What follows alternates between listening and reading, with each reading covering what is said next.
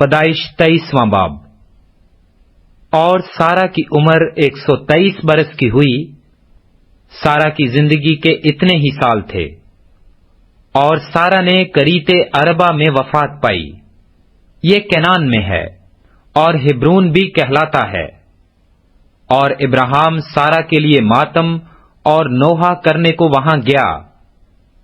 پھر ابراہیم میت کے پاس سے اٹھ کر بنی ہت سے باتیں کرنے لگا، اور کہا کہ میں تمہارے درمیان پردیسی اور غریب الوطن ہوں۔ تم اپنے ہاں گورستان کے لیے کوئی ملکیت مجھے دو، تاکہ میں اپنے مردہ کو آنکھ کے سامنے سے ہٹا کر دفن کر دوں۔ تب بنی ہت نے ابراہیم کو جواب دیا کہ اے خداوند ہماری سن، تو ہمارے درمیان زبردست سردار ہے۔ ہماری قبروں میں سے جو سب سے اچھی ہو، اس میں تو اپنے مردہ کو دفن کر۔ ہم میں سے ایسا کوئی نہیں جو تجھ سے اپنی قبر کا انکار کرے، تاکہ تو اپنا مردہ دفن نہ کر سکے۔ ابراہیم نے اٹھ کر اور بنی ہت کے آگے جو اس ملک کے لوگ ہیں آداب بجا لا کر ان سے یوں گفتگو کی کہ اگر تمہاری مرضی ہو میں اپنے مردہ کو آنکھ کے سامنے سے ہٹا کر دفن کر دوں تو میری عرض سنو، اور سوہر کے بیٹے عفرون سے میری سفارش کرو کہ وہ مکفیلا کے غار کو جو اس کا ہے اور اس کے کھیت کے کنارے پر ہے، اس کی پوری قیمت لے کر مجھے دے دے، تاکہ وہ گورستان کے لیے تمہارے درمیان میری ملکیت ہو جائے۔ اور عفرون بنی ہت کے درمیان بیٹھا تھا۔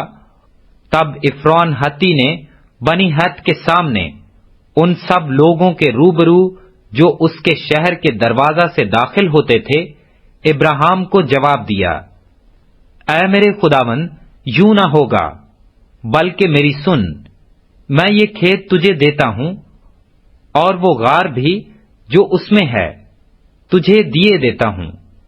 یہ میں اپنی قوم کے لوگوں کے سامنے تجھے دیتا ہوں، تو اپنے مردہ کو دفن کر۔ تب ابراہیم اس ملک کے لوگوں کے سامنے جھکا۔ پھر اس نے اس ملک کے لوگوں کے سنتے ہوئے عفرون سے کہا کہ اگر تو دینا ہی چاہتا ہے تو میری سن، میں تجھے اس کھیت کا دام دوں گا۔ یہ تو مجھ سے لے لے تو میں اپنے مردہ کو وہاں دفن کروں گا۔ عفرون نے ابراہیم کو جواب دیا، اے میرے خداوند میری بات سن، یہ زمین چاندی کے 400 مسکال کی ہے، سو میرے اور تیرے درمیان یہ ہے کیا؟ پس اپنا مردہ دفن کر۔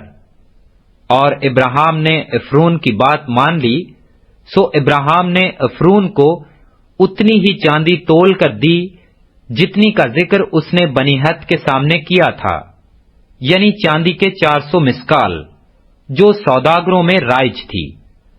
سو عفرون کا وہ کھیت جو مکفیلا میں ممرے کے سامنے تھا، اور وہ غار جو اس میں تھا، اور سب درخت جو اس کھیت میں اور اس کے چاروں طرف کی حدود میں تھے، یہ سب بنی ہت کے اور ان سب کے روبرو جو اس کے شہر کے دروازہ سے داخل ہوتے تھے ابراہیم کی خاص ملکیت قرار دیے گئے۔ اس کے بعد ابراہیم نے اپنی بیوی سارا کو مکفیلا کے کھیت کے غار میں جو ملک کنعان میں ممرے یعنی ہبرون کے سامنے ہے دفن کیا۔ چنانچہ وہ کھیت اور وہ غار جو اس میں تھا بنی ہت کی طرف سے گورستان کے لیے ابراہیم کی ملکیت قرار دیے گئے۔